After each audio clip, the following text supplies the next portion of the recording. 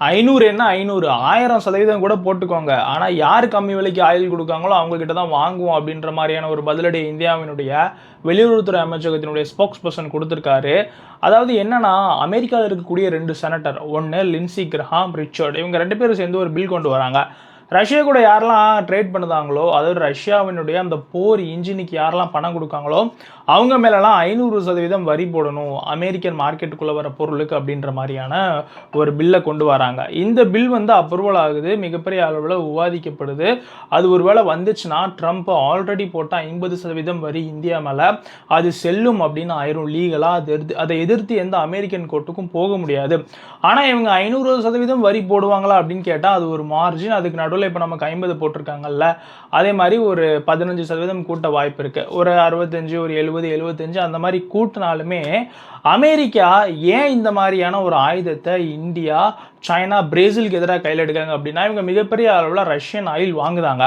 அது மட்டும் தான் அவங்க பிரச்சனையான்னு கேட்டால் கிடையாது. அவங்க டாலரில் ஆயில் வாங்கலை, அவங்க ருப்பீஸ், ரூபல், யுவானில் ஆயில் வாங்கிட்டு இருக்காங்க. அது ஒரு பெரிய பிரச்சனை. ஏன்னா எதிர்காலத்தில் இந்த உலகத்தில் டாலர் வீழ்ந்துச்சுன்னா அதுதான் அமெரிக்க ஏகாதிபத்தியத்தின் வீழ்ச்சி அப்படின்னு வல்லுநர்களால் சொல்லப்படுது. அது ஒரு ப்ராப்ளம். அதையும் தாண்டி இந்தியாவினுடைய மார்க்கெட்டுக்குள்ள அமெரிக்காவினுடைய மரபணு மாற்றப்பட்ட பயிர்களும் சரி, அமெரிக்காவினுடைய அந்த டெய்ரி ப்ராடக்ட்ஸ், பால் சார்ந்த பொருட்களையும் இந்தியா அனுமதிக்க முடியாது அப்படின்னு ஒத்த காலில் நிற்காங்க இந்த ட்ரேட் டீல் பேச்சுவார்த்தையில்.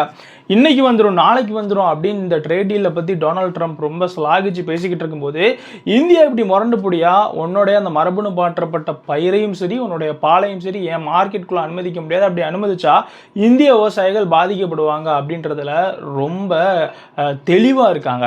அதே மாதிரி ரஷ்யன் ஆயிலை இந்தியா ஸ்டாப் பண்ணிடுவாங்க அப்படின்னு பார்த்தா நவம்பரில், அதாவது 2025 நவம்பரில் வரலாற்றில் அதிகமான ஆயிலை ரஷ்யா கிட்ட இந்தியா வாங்கியிருக்காங்க. இந்தியாவுடைய ஒட்டுமொத்த இறக்குமதியில் கிட்டத்தட்ட 35%, 7.7 மில்லியன் டன் அளவுக்கான கச்சா எண்ணெய். இது எல்லாம் சேர்ந்து தான் ட்ரம்ப்பை மிகப்பெரிய அளவில் கோபமடைய வச்சு இன்னைக்கு இந்தியாவுக்கு எதிராக பேச வச்சிருக்கு. பிரிக்ஸில் இருக்கக்கூடிய 3 முக்கிய நாடுகளுக்கு எதிராக மிகப்பெரிய பில்லை அவர் ஆதரவோட 2 செனட்டர்களை கொண்டு வர வச்சிருக்கு. இதை பற்றின உங்கள் கருத்துக்களை கமெண்ட்ல சொல்லுங்கள். நம்ம ஓஹோ தமிழ் சேனலை சப்ஸ்கிரைப் பண்ணாமல் பார்க்குறவங்க சப்ஸ்கிரைப் பண்ணிக்கிடுங்க. ஜெய் ஹிந்த். ஓஹோ, அப்படியா? ஆமாடே.